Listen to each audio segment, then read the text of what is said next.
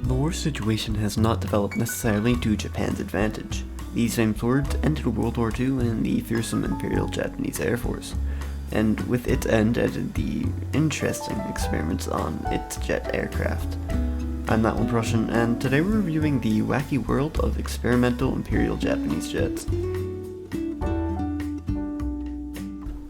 Welcome back to History Review, where I look at bits of history and then review them at the end of the video on a scale of 0 to 14. As a quick aside, my computer's still broken as fuck, which is why this video and my previous video were a little under-edited compared to my past videos. The US Postal Service is shit, so none of the parts are arriving anytime soon, but I can make these history review videos, so maybe expect another one of these in the next month while I attempt to fix my computer. And I also know I lied about doing the second opium war, but I will do that one next, I promise. But anyways, so Japan, it's a country in Asia, so on and so forth. Most people probably know that they were in World War II and fighting against the Allies, and that in World War II the first large-scale air battles were fought and introduced the idea that if someone controlled the skies, they had a much better chance at winning the war. And in the early stages of World War II, Japan was quite good at doing just that, controlling the skies. But notice how I said earlier, in the beginning of the war, the Allies couldn't make a plane that could outperform the A6M, often referred to as the Zero. Fast forward to 1943, Japan is at war with the entirety of the Allies, and is starting to find that their previously godlike plane is starting to lose more and more of its engagements. The Zero's only focus was turning, not speed, not armament, and not armor. In fact, you can see that in one of my War Thunder videos. You should watch it.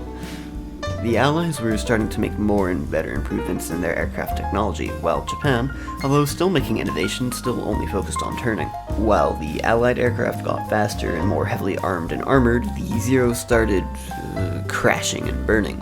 And soon, spoiler warning, the Axis powers started losing the war, and the UK, the US, and Germany started experimenting with new jet technology. Some notable examples are the British Meteor, the German Me-262, Me-163, and Me-162, and the American P-80. So the Japanese thought, what the hell, we gotta get some of those fancy-dancy jet things for ourselves, and so they tried. Keyword there is tried. So let's get into it. To start, we're going to go over one that they actually designed and used, the infamous MXY-7 Oka, aka the Cherry Blossom. I don't think this aircraft needs much of an introduction, but if it's new to you, this aircraft was the aircraft designed for kamikaze strikes against a naval craft. And although it was jet-powered, it couldn't take off by itself and had to be launched by a larger aircraft like a bomber. But once it got into the air, the Cherry Blossom could reach a max speed of around 648 kilometers an hour and had a range of about 37 kilometers. It was loaded with a 12,000 kilogram warhead, so it could deal some serious damage.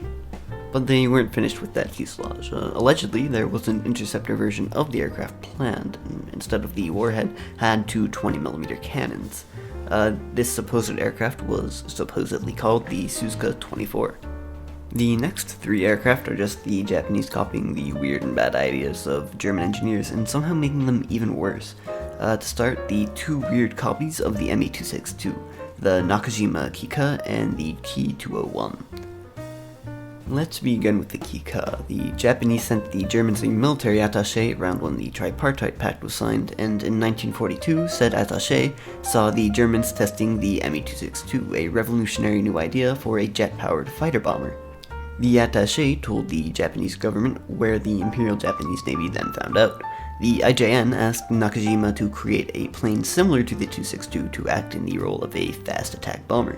And so they did. The Kika was actually smaller than the 262 and had straight wings and surfaces instead of swept wings. And apart from that, you probably couldn't really tell the difference between the two. This amalgamation of a machine had a max speed of around 623 kilometers per hour, a range of about 946 kilometers, and two 30mm cannons. It could carry either one 500 kilogram bomb or one 800 kilogram bomb. Next, the Ki-201. This thing was yet another copy of the 262, and this time in fighter form. Nakajima decided, hey, why not make a fighter of the bomber we made? So they designed one and approached the Army Air Force, who supposedly showed interest. This thing was never built, but there are presumed specs, so here they are.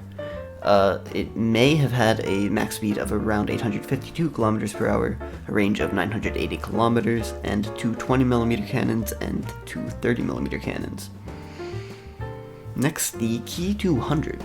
The Japanese bought a licensed Me-163 Comet in 1944 because they saw the effect of bombing over Germany and were scared of Dresden happening to them. But the submarine carrying the blueprints and the aircraft sank, so the Japanese reverse engineered the Comet from an instruction manual and then built it. Yeah, really. With that reason, you could probably guess that it performed worse than the original Comet. They called the 8-year-olds finished Lego set version of the Me-163 the J-8M for the Navy and the Ki-200 for the Army. The Weeaboo 163 had a top speed of 900 kilometers per hour and could operate for up to 7 minutes with power. Once it ran out of fuel, it essentially functioned as a really good glider. And if you know about the Me-163, they didn't actually have any landing gear, just a large solid strut on the bottom, which it slid around on. And it was armed with two 30mm cannons.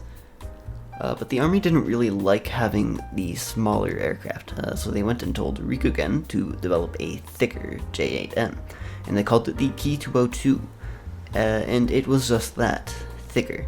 Had the same armament and same top speed, just bigger, sturdier, and more room for fuel, so it had a top operation time of about 10 minutes. Fortunately, or unfortunately, however you want to look at it, this aircraft was never built. And actually, I lied, there is one more Japanese copy. This time it's of the V-1 flying bomb. It was called the Kawanishi Baika. Boy, the Japanese were really obsessed with kamikaze.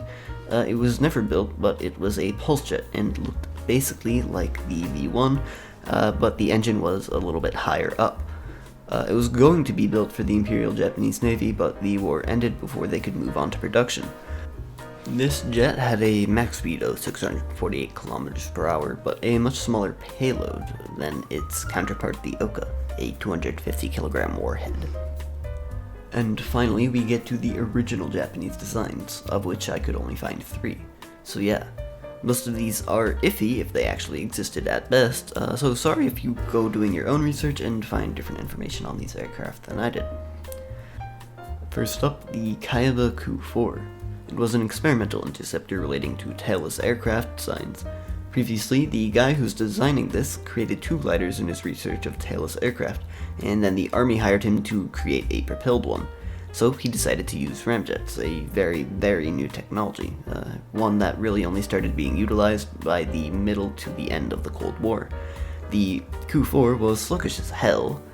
It was designed to go 180 kilometers per hour, and it would be mounted with rocket boosters to help assist a launch, because ramjets can't function at 0 airspeed.